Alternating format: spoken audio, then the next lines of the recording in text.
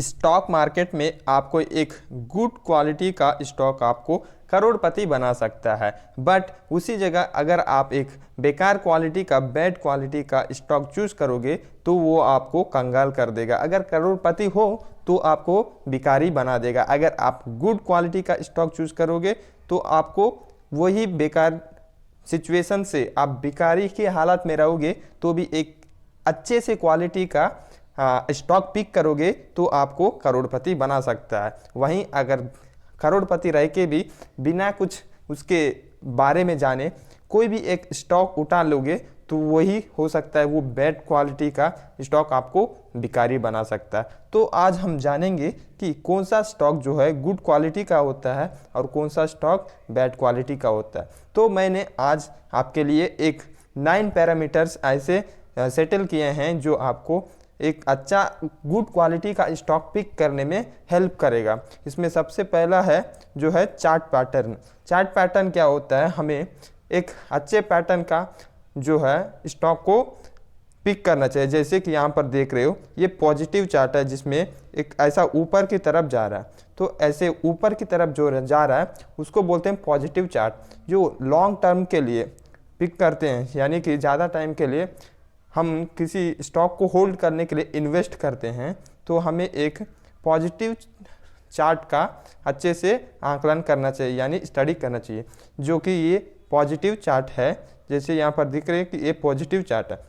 अगर इसी जगह आप कोई ऐसा स्टॉक देखोगे जिसका निगेटिव पैटर्न है जो कि नीचे गिर रहा है लगातार लॉन्ग टर्म, यानी कि ये मैक्सिमम जितना चला, यहाँ से देखो ये 19, 20, 2021 ये पूरा देख रहे हो ना, ये पूरा नीचे जा रहा है, यानी एक निगेटिव चार्ट पैटर्न बन रहा है। वहीं ऊपर वाला देख रहे हो स्टॉक, ये पॉजिटिव चार्ट पैटर्न बन रहा है। 2008, 2014, 2020 ये पूरा पॉजिटिव चार्ट बन रहा है। तो ऐसे पहले अगर सबसे पहले आपको देखना है चार्ट पैटर्न। अगर कोई चार्ट पैटर्न ऐसे निगेटिव जा रहा है तो उसको पहले ही अवॉइड कर देना चाहिए।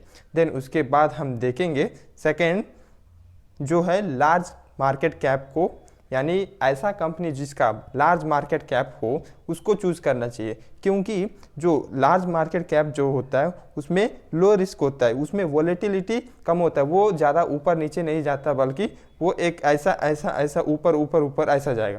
और वही जो स्मॉल कैप का होता है वो क्या होता है, ज़्यादा वॉलेटाइल होता है, उसमें ऑपरेटर्स का बहुत लोचा होता है। वो स्मॉल कैप को ईजिली मैनिपुलेट करके उसमें हम जैसे छोटे रिटेल इन्वेस्टर्स को इजीली लूट लेते हैं। तो हमें हमेशा एक बड़ा कंपनी यानी लार्ज कैप कंपनी को ही चूज़ करना चाहिए जिसका मार्केट कैप 2000 करोड़ से ज़्यादा हो, 20,000 करोड़ से ज़्यादा है जिसका मार्केट कैप, वो लार्ज कैप के आता है। और जिसका मिड कैप है इसमें भी रिस्क होता है, बट स्मॉल कैप से कम होता है और लार्ज कैप से ज़्यादा होता है। तो हमें सबसे पहले प्रायोरिटी देना है लार्ज कैप, देन उसके बाद मिड कैप, देन उसके बाद स्मॉल कैप। तो इसके बाद हम देखते हैं कि जो प्रमोटर है, प्रमोटर यानी कि जो कंपनी का निर्माता जिसने कंपनी को बनाया है उसका होल्डिंग सबसे ज़्यादा होना चाहिए। होल्डिंग मतलब उसके पास सबसे ज़्यादा शेयर्स होना चाहिए। अप्रॉक्सीमेटली 50% से ज़्यादा हो तो बहुत अच्छा होगा। हालांकि 50% से कम भी हो तो चलेगा, बट जीरो नहीं होना चाहिए कभी भी, जो है वो बहुत जो निगेटिव इम्पैक्ट पड़ सकता है अपने जैसे रिटेलर्स को। सो हमको ऐसे स्टॉक देखना है जिसमें मैक्सिमम 50% से ज़्यादा हो प्रमोटर्स की होल्डिंग, यानी कि मालिक का, उस कंपनी का जिसने कंपनी को क्रिएट किया, जिसने बनाया, उसका होल्डिंग जो है 50% से ज़्यादा होना चाहिए। देन उसके बाद सेकंड में रहना चाहिए FIS। FIS मतलब फॉरेन इन्वेस्टर्स, जो कि हमारे देश से बाहर के लोग जो कि है उन लोगों का इन्वेस्टमेंट रहना चाहिए।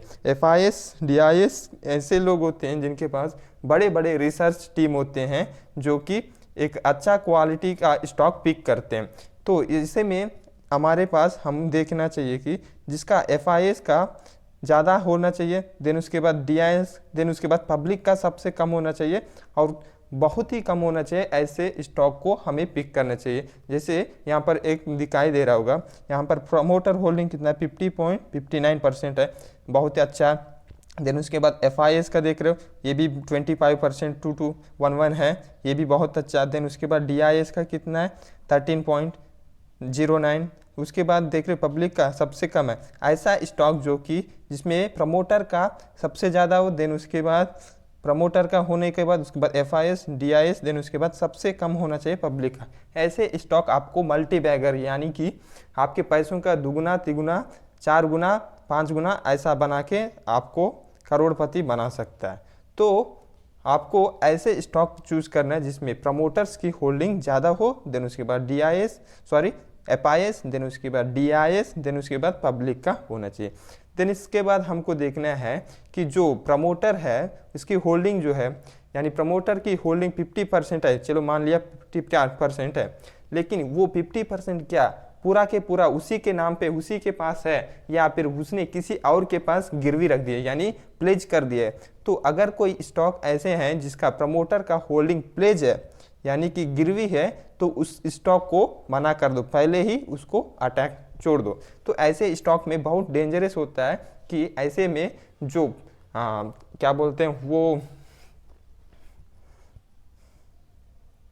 ऐसे स्टॉक जो प्रमोटर का प्लेज है उसमें क्या होता है ऑपरेटर इजीली उसको मैनिपुलेट कर सकता है, उसके प्लेज स्टॉक को वो ऑपरेटर लेके उसको इजीली कंपनी को मैनिपुलेट करके उस कंपनी को बर्बाद कर सकता है। तो हमको उसके बाद हमको देखना है बैलेंस शीट। क्या बैलेंस शीट यानी कि वो जो कंपनी हम जिसमें इन्वेस्ट करने जा रहे हैं वो क्या लगातार ग्रो कर रहा है या फिर ऐसा ऐसा कर रहा है, साइडवेज दे रहा है या फिर वो निगेटिव दे रहा है, तो हमको ये देखना जरूरी है।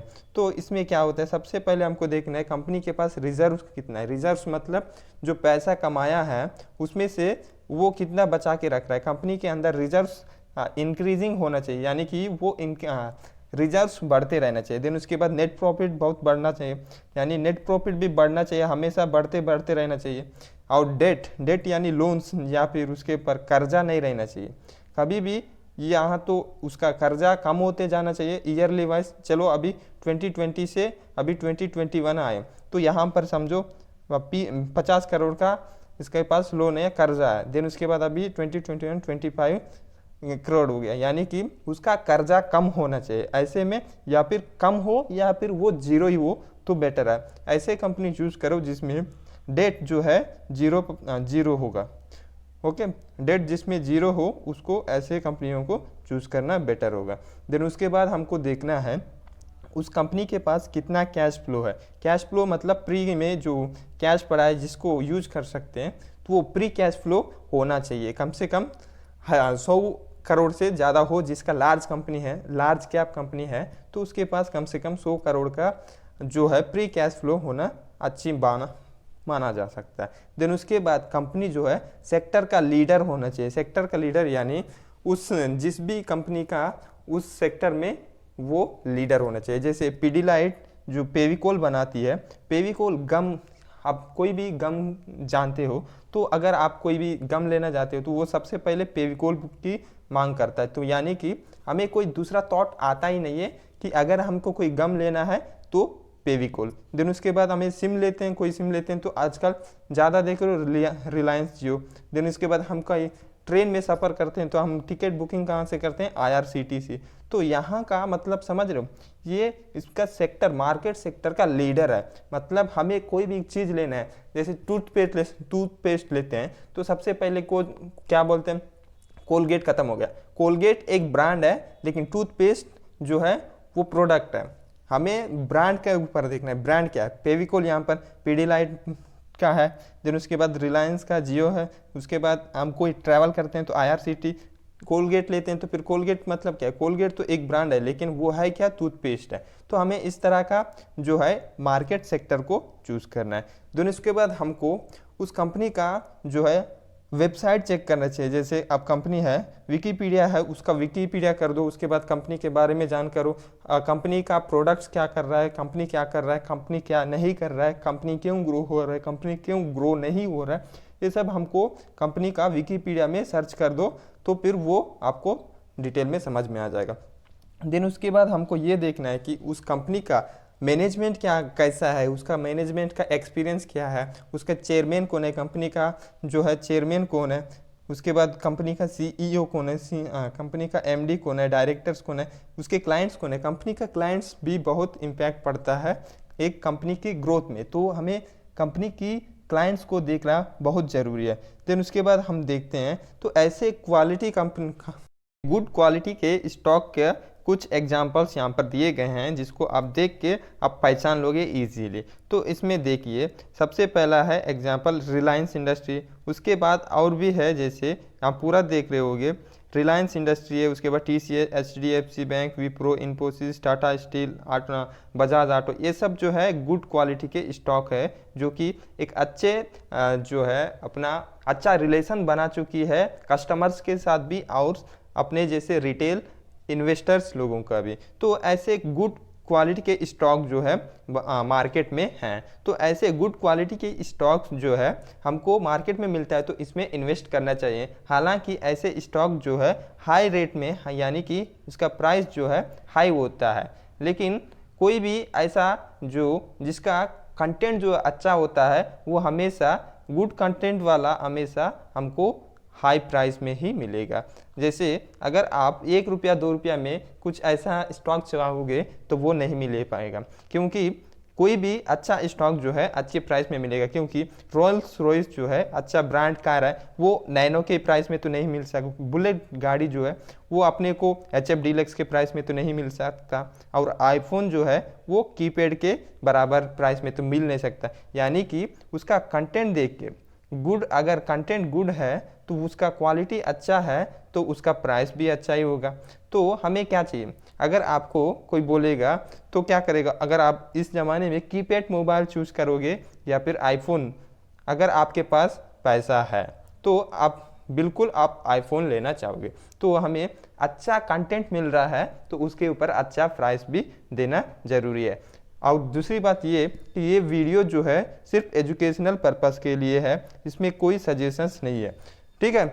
अगर आपको वीडियो अच्छा लगे तो लाइक कर दीजिए, देन उसके बाद इस चैनल को सब्सक्राइब कर दीजिए और हमारे इंस्टाग्राम चैनल को फॉलो कर दीजिए। हमारा आईडी है इंस्टाग्राम आईडी लिंगम हरीश, ठीक है। तो ये हमारा इंस्टाग्राम आईडी है, तो आप हमें इंस्टाग्राम में फॉलो कर सकते हैं, चैनल सब्सक्राइब कर सकते हैं। अगर वीडियो पसंद आया तो लाइक कर दीजिए। Thank you.